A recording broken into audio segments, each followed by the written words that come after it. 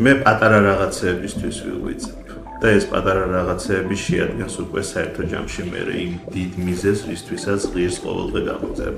გამოდივარ საძინებლიდან, ხედავ ჩემს საღებავებს, ხედავ თეთრ ტილოებს, რომელზეც ჯერ შესაქმნელია რაღაცეები და ვფიქრობ, რომ ჩემი ცხოვრება ღირს იმად, რადგან ღირს და რაც არის. ადამიანად ყოფნა ალბათ ყველაზე რთული რამე. ადამიანად დაბადება არის ყველაზე რთული რამე, იმიტომ რომ ადამიანს ხომ ისჯილი აქვს თავისუფლება, ეს ერთის მხრივ ყველაზე დიდი საჩუქარი ალბათ ბუნებისგან და მეორეს მხრივ ერთ-ერთი ყველაზე დიდი წყევლა არის, იმიტომ რომ თავისუფლებაში მთელი პასუხისმგებლობა გეკისრება შენ და სინამდვილეში შინაგანად არაფერი არ განთავისუფლებს ამ პასუხისმგებლობისგან. მაგრამ მე ვფიქრობ, ადამიანად, როდესაც ადამიანს ვამბობთ, უფრო მეტად გულისხმობთ იმ ადამიანის იდეალს, რაც თავში გვაქვს და რასთანაც გვინდა შესაბამისობაში მოდიოდეს ადამიანის არსება. მაგრამ მე ვფიქრობ, ადამიანისთვის აბსოლუტურად ყველაფერი დამახასიათებელია და მისივე არის, მისეული არის, რაც მოგწონს თუ არ მოგწონს, ამიტომ ასე ვიტყვი, გააზრებულად ადამიანად ყოფნა არის რთული, თორემ ადამიანად არსებობა მოიცავს ყველაფერს, რაც ჩვენია და ეს იქნება ნეგატიურად გაგებული კონტექსტი თუ დადებითად ჩვენია, ჩვენ გვახასიათებს ის ყველაფერი, რაც გვეზიზღება და გვიყვარს. ადამიანმა არ უნდა მოირგო როლი.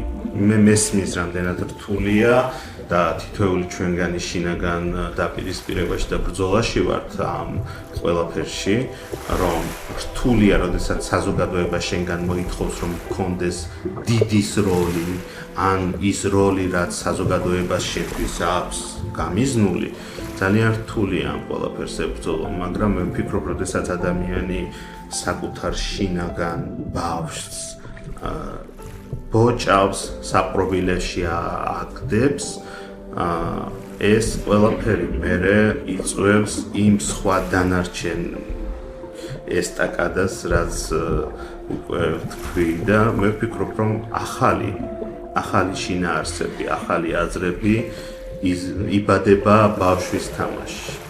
და მე ვფიქრობ, რომ ადამიანმა ბავშვები არ უნდა მოყოლოთ საკუთარ თავში და მოვირგოთ რაღაც როლები და არ მივიკეროთ რაღაც ნიღბები ისე, რომ მე ისე შეგვასის ხორცდეს, რომ ამის აცილება შეუძლებელი იყოს. ახალი დღეც აქედან დაიბადება. როდესაც ვაჩვენებ გველის ერთ მონაკვეთს, აი მისი ტანის ერთ მონაკვეთს და ერთ კადრს, ესე რომ ვთქვათ, სურათში, ამით ზუსტად იმას ვამბობ, რომ თითოეული ჩვენგანი არის დროში მოქცეული არსება და ჩვენ არ შეგვიძლია სამყაროს მთლიანობის და სამყაროს უკიდეგანობის, უსასრულობის მთლიანად აღქმა, ამიტომ ხედავთ რაღაც კონკრეტულ მომენტს. როგორც პლატონის გამოქვაბულში ვიღაც ხედავდა რაღაც ჩრდილს და ეგონა რომ ესე იყო. ამიტომ მე ვფიქრობ, რომ ადამიანები ხშირად ვარ დარწმუნებულები რაღაცებში, მაგრამ ვფიქრობ, რომ ხანდახან ეს ყველაფერი უბრალოდ გვგონია და გვინდა რომ ასე იყოს და ასე გჯეროდეს, მაგრამ დოგმატიზმი და საკუთარი ჭეშმარიტების სადარაჯოზე დადგომა და უარყოფა აბსოლუტურად სხვა ყველაფრის არის ის ერთ-ერთი მიზეზი, რის გამოც ჩვენ შეგვიძლია საშინელი რაღაცები გავუკეთოთ ერთმანეთს. ძალიან დიდი ხანია ადამიანი კითხვას სვამს, რა შეიძლება ემსახურებოდეს ხელოვნება და ძალიან რთულია ამაზე რაიმე პასუხი გავცემ. ხელოვნებაში ვხვდები ვინ ვარ და ხელოვნებაში ვცნობ საკუთარ თავს.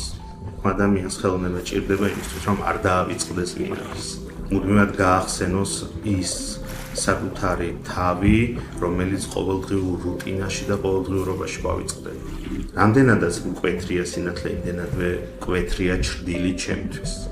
ამიტომ ეს ყოველთვის კონტრასტში არის და ხშირად მithქვამს, რომ ჩემი ნამუშევრები არ იქნებოდა ისეთი, რომ არა ჩემი დამოკიდებულება შუქჭრდილის მიმართ, იმიტომ რომ ჩემთვის ჭრდილი ეს არის ის ანარეკლი, რომელშიც არ გვინდა ჩახედვა და რაღაც მომენტში ჩემი ნამუშევრებიც თავად არის ჩვენი სამყაროს ამოტრიალებული ვერსია, ანუ ჩვენი სამყაროს ჭრდილი, სადაც სინამდვილეში ყველაფერი ისეთი არის, როგორიც ანუ სინამდვილეში ყველაფერი ისეთი ჩანს, როგორიც შეიძლება არის ან არ არის. ანუ ეს ერთგვარი თან ილუზიაც არის, მაგრამ თან უფრო მეტ საშუალებას გაძლევს, რომ სხვადასხვა მხრიდან შეხედო რაღაც პროცესებს. ამიტომ სამყაროში უმნიშვნელოვანესია სინათლის არსებობა, ვფიქრობ. ყველაფერში. როგორც შემოქმედი, მე თავად ყოველთვის ვამბობ, რომ ჩემ შემოქმედებაში ვეცდები მაქსიმალურად რაღაცები გავსაზღვრომ და თავად ნამუშევარი ლოგიკური იყოს.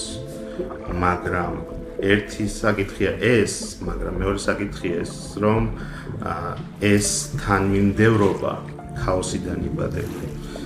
ამიტომ მე უფრო მაგალითად მგონია, რომ თუ სადღაც არსებობს, რა თქმა უნდა, ღმერთი, ვფიქრობ, სამყარო შექმნა ან შეიქმნა მის დახმარებით, აღარ ვიცი, ამაზე საუბარი მიჭირს და თქვა, რომ რაღაც თავში ამაზე მაქვს კონკრეტული პასუხია. ვფიქრობ, რომ უბრალოდ სამყარო შეიქმნა.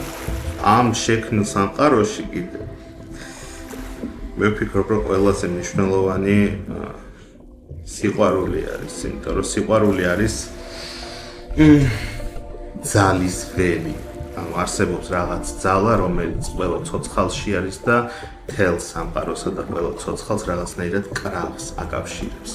ჩემი აზრით, ზუსტად სიყვარული არის ის შინაგანი კარკასი, ყოველ შემთხვევაში, რა თქმა უნდა, როდესაც ადამიანზე ვსაუბრობ და ადამიანის მიერ აღქმულ სამყაროზე, ანთროპოცენტრულ სამყაროზე. სიყვარული არის ის ძაფი და ის კარკასი, რომელზეც ჩვენი სამყარო დგას, იმიტომ რომ მიუხედავად ყველანაირი საშინელებისა, ერთადერთი ჯაჭვი, რაც ჯერ კიდევ ადამიანს და კაცობრიობას არ აძლევს იმის საშუალებას, რომ სკოლში გადაეშვას და იმედი ამოწუროს სიყვარული. ჩემი ერთ-ერთი ნამუშევარია, სხვა შორის, რომელიც ძალიან მიყვარს, შერეკილებიდან არის აღებული სათაური, სიყვარული ვერტიკალურია და თმბლმოათი.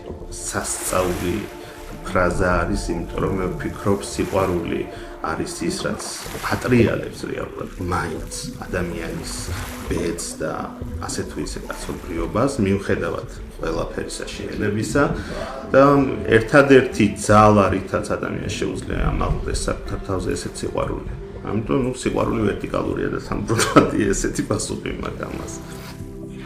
სადაც სამყარო ლამაზია, ძალიან ლამაზია და ყველაფერში არის მშვენიერება, რაშიც ადამიანს შეუძლია, რომ ეს მშვენიერება დაინახოს.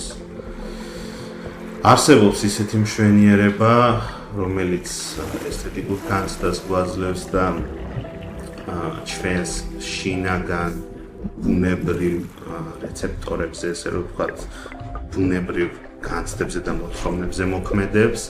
მაგრამ არის ისეთი მშვენიერებაც, რომელიც შეგიძლია მხოლოდ და მხოლოდ დაინახო გააზრებულად. და ვფიქრობ, ერთ-ერთი ასეთი სილამაზე არის და ესთეტიკა არის ასევე გვდომაში. და ზუსტად ის წვრილმანები, თუნდაც რაც მე მაბედნიერებს, მშვენიერია იმით, რომ ეს ყველაფერი ვიცით, რომ ოდესღაც დასრულდება შესაბამისად იმ დასასრულის გააზრება ხდის ძვირფას თითოეულ აი ამ მომენტს. ბევრჯერ მიფიქრია იმაზე, რა შეიძლება და შეცვლილიყო თუ არ ვიქნებოდი. ალბათ ყველა ადამიანს გარჩენია ეს კითხვა, იმიტომ რომ ყველას გვიფიქრია ჩვენს შესაძლო წარსულზე, ალტერნატივაზე ან განვითარების შესაძლო მომავალზე და თავში ამ დროს უამრავი ვარიაცია მოდის, რომ აი ეს რო ესე გაკეთებულიყო, ან მე რო არ ყოფილიყავი, რა მოხდებოდა, რა შეიცვლებოდა ან რაღაც, მაგრამ ამ ფიქრს არასდროს არ დაუტანჯირვარ, იმიტომ რომ არ ვიცი, ალბათ ზედმეტად მიწაზე დანარცხებული ადამიანი ვარ და ვიცი რომ ყველაფერი საერთო ჯამში ისე არის როგორც არის და ამას ვერაფერს ვერ ვუზავ. და თუ მაინდა-მაინც ჩაუღრმავდები ფიქრს, მე რომ არ ყოფილიყავი სამყაროში რა როგორ იქნებოდა, როგორც ჩემი თეთრი გველის სრიალებს იმ კლდეებზე და მთებზე ისე გააგრძელებდა სამყაროს თავისთავად არსებობას და ყოფნას. როგორც ყოველი დილა არის სიხარულის, ყოველი საღამო არის საკუთარი თავის ჭამის დრო და ცოტათი სევდის და მე ვარ ადამიანი, რომელიც ერთდროულად თან ძალიან ბედნიერია და ამას ყოველი უჯრედით ვგრძნობ და თან ძალიან სევდიანი ვარ, იმიტომ რომ ხვდები რომ ყველაფერი რაც ბედნიერს ხდის, შეიძლება ნებისმიერ მომენტში უბრალოდ გაქრეს, იმიტომ რომ ალბათ რაც ვისწავლე ყველაზე კარგად სამყაროში და ადამიანის ცხოვრებაში მithumetes ყველაზე მუდმივი და ყველაზე დიდი ესე რომ ვთქვათ მუდმივა არის ცვალებადობა. შესაბამისად საღამოებს აქვს ცივი ლურჯისფერი და არის საკუთარი თავის ახშმად მეტყველის დრო.